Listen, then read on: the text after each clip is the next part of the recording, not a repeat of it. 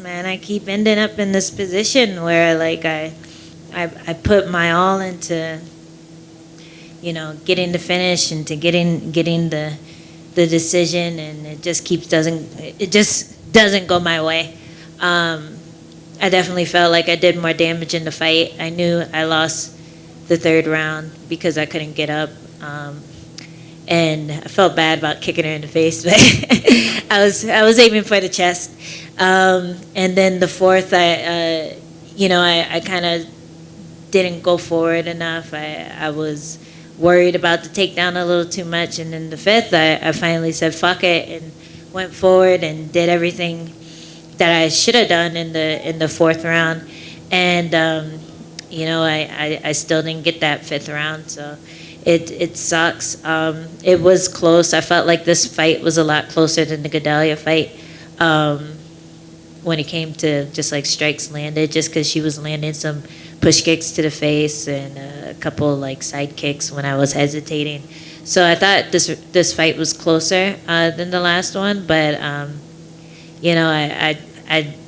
tried to blitz her. I felt like I did way more damage, and it sucks that I'm on the losing end again. I got to start taking bitches down and hugging them more.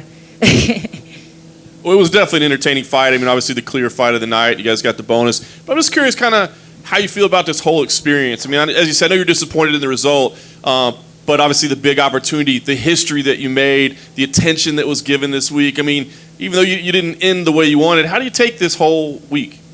I was happy I did the interview that I did. I was actually really nervous about it because I know how touchy people are. I know how people who call people snowflakes are very much snowflakes, and they don't like when you say that you're black. And I was really nervous about doing the ESPN interview for Black Lives Matter just because I knew I'd have to stay off social media just to keep a clear head and to stay focused on the fight. But I felt like it was important to do it. It wasn't something I asked to do. They asked me to do it, and I felt like it was important to say yes. And I talked to my mom about it, and I talked to my brother, and I made sure the things that I was saying were things that needed to be said. So it was exciting having all that attention. I definitely am one of more of the like cruising under the radar type people when it comes to that kind of stuff. But yeah, it was really an emotional roller coaster going through this fight week and staying focused on the fight, staying focused on the task at hand, and just trying to represent. Last thing for me, I mean, Dana told us that he views this as a fight with no loser. It sounded like he told you the same thing right over here. So you get a message like that from Dana. Give me an idea where you want to go from here. I mean, what you want to do next. I mean, that was a war. I'm sure, do you need some time off, or are you still up for short notice fights? I mean, what's the plan? Well, I'm going to be flying out to Abu Dhabi, I think, just to do the ESPN stand. So I'll be staying ready out there, and I don't think there's any strawweight fights on those cards, but I'm gonna check just in case. But I think I'm just gonna stay ready, stay grinding in the gym, and I really feel like it's important to start working in takedowns in my game plan, just to switch things up. And I've said it every time I've had a fight like this where it was a close decision loss or I felt like I got robbed or anything like that. Every time I have a fight like that, I'm like, man, the takedown would have made a world of difference just because of the way MMA scoring is. And I think that's a big thing that I need to sit down and work on. So even if I don't get a fight turned around right away, I think that's just what I'm going to be grinding on is actually doing that instead of just practicing at the gym, actually trying to take people down and ground and pound and stuff like that. That'll be my next step. Angela, to your right. I wonder what you think. You lose these two heartbreaking fights that you could have won either one of them, and you were ranked 13th coming into this one. So this would seem, at least in the title picture, to set you back. And especially at your age, you're not 25, right? So it's a little older, to get that. I look 25. I was going to say.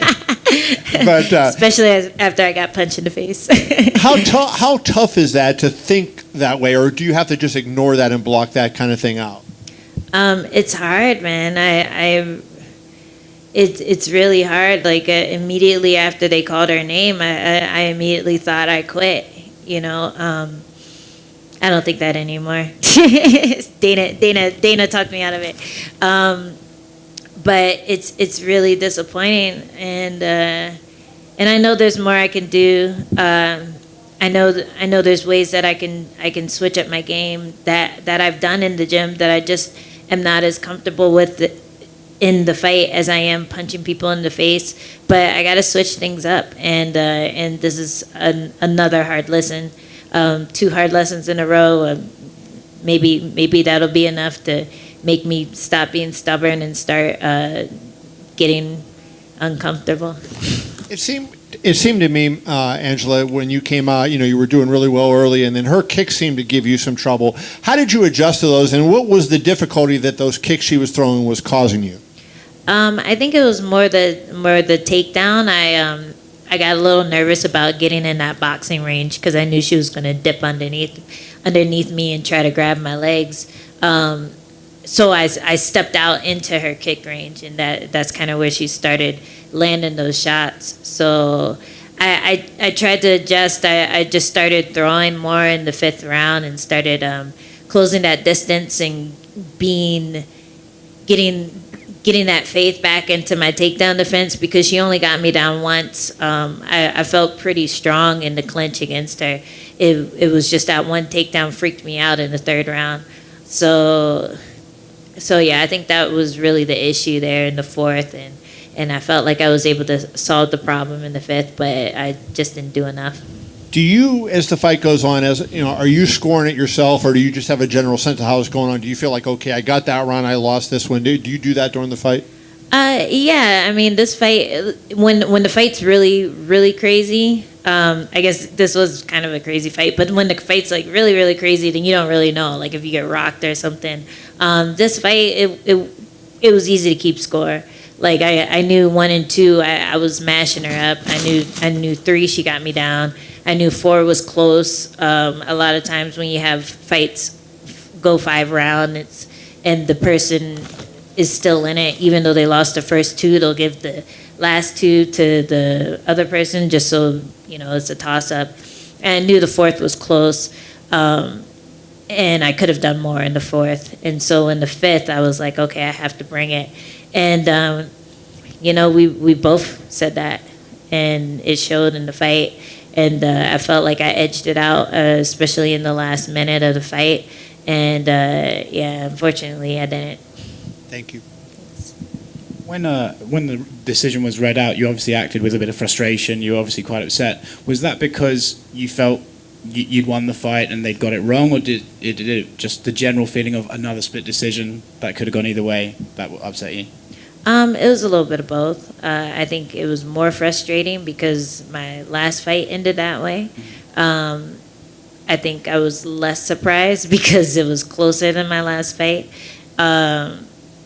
But it was kind of like that rollover effect, it's just one disappointment after another.